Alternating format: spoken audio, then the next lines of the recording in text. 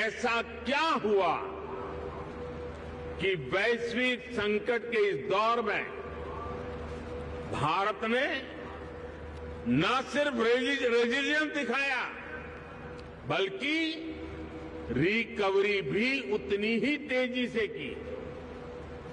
साथियों, इसके पीछे सबसे बड़ा कारण है भारतीयों का खुद पर बढ़ता भरोसा, खुद पर आत्मविश्वास। आज भारत के यूथ की सोच में, भारत के समाज की सोच और एस्पिरेशंस में एक बड़ा बदलाव देखने को मिल रहा है। आज भारत का हर नागरिक ज्यादा से ज्यादा विकास होते देखना चाहता है। वो अब भारत को जल्द से जल्द विकसित होते देखना चाहता है। भारत के समाज की एस्पिरेशंस आज सरकारों को भी पुश कर रही है और यही एस्पिरेशंस विकास के कार्यों में भी गति ला रही है।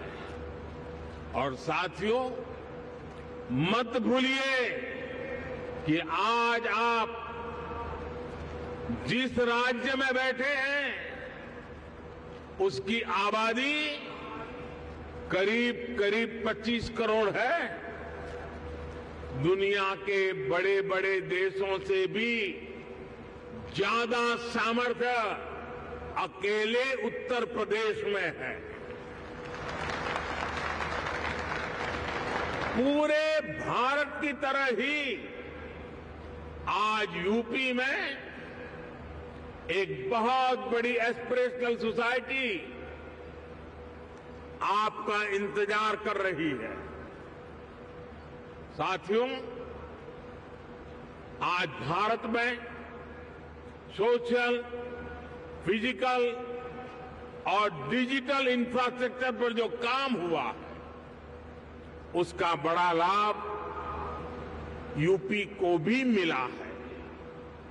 इस कारण आज यहां समाज सोशली एंड फाइनेंशियली बहुत अधिक इंक्लूसिव हो चुका है, कनेक्टेड हो चुका है। एक मार्केट के रूप में भारत अब सीमलेस हो रहा है। सरकारी प्रक्रियाएं भी सरल हो रही है। मैं अक्सर कहता हूं कि आज भारत आउट ऑफ कंपल्सन नहीं बल्कि आउट ऑफ कन्विक्शन रिफॉर्म करता है। यही कारण है कि भारत 40,000 से अधिक कंप्लायंसेस को खत्म कर चुका है, दर्जनों पुराने कानूनों को खत्म कर चुका है। साथियों, आज भारत सही मायने में स्पीड और स्केल के रास्ते पर चल पड़ा है। एक बहुत बड़े वर्ग की बेसिक जरूरतों को हमने पूरा कर लिया है, इसलिए वो एक लेवल ऊपर की सोचने लगा है, आगे की सोचने लगा है। यही भारत पर भरोसे का सबसे बड़ा कारण है। साथियों, कुछ दिन पहले भारत सरकार का जो बजट आया है उसमें भी आपको यही कमिटमेंट साफ साफ दिखेगा। इंफ्रास्ट्रक्चर पर रिकॉर्ड खर्च आज सरकार कर रही है और हर वर्ष इसको हम बढ़ा रहे हैं। इसलिए आज आपके लिए इंफ्रास्ट्रक्चर में इन्वेस्टमेंट के नए मौके बन रहे हैं। आज आपके लिए हेल्थ, एजुकेशन, सोशल इंफ्रास्ट्रक्चर में इन्वेस्टमेंट के भी अनेक अवसर हैं। ग्रीन ग्रोथ के जिस रास्ते पर भारत चल पड़ा है, उसमें तो मैं आपको विशेष रूप से आमंत्रित करता हूं। इस वर्ष के बजट में 35,000 करोड़ रुपए तो हमने सिर्फ एनर्जी ट्रांजिशन के लिए रखे हैं। ये दिखाता है कि हमारा इरादा क्या है। मिशन ग्रीन हाइड्रोजन हमारे इसी इरादे को बुलंद करता है। इस बजट में इससे जुड़ा पूरा इकोसिस्टम विकसित करने के लिए अनेक कदम उठाए गए हैं। इलेक्ट्रिक मोबिलिटी की ट्रांसफॉर्मेशन के लिए एक नई सप्लाई और वैल्यू चेन हम विकसित कर रहे हैं। साथियों, मुझे खुशी है कि नई वैल्यू और सप्लाई चेन विकसित करने के लिए यूपी आज एक नया चैंपियन बनकर उभर रहा है। परंपरा और आधुनिकता से जुड़े उद्योगों का, एमएसएमईज का एक बहुत ही सशक्त नेटवर्क आज उत्तर प्रदेश में वाइब्रेंट है। यहां भदोही के कालीन और बनारसी सिल्क है, भदोही कारपेट क्लस्टर और वाराणसी सिल्क क्लस्टर भी, और उसकी वजह से यूपी भारत का टेक्सटाइल हब है।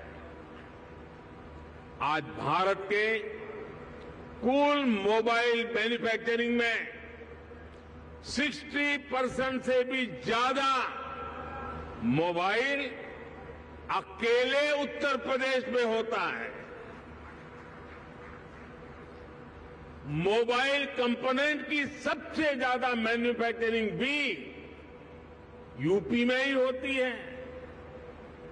अब देश के 2 डिफेंस कॉरिडोर्स में से एक यूपी में बन रहा है। यूपी डिफेंस कॉरिडोर पर तेजी से काम चल रहा है।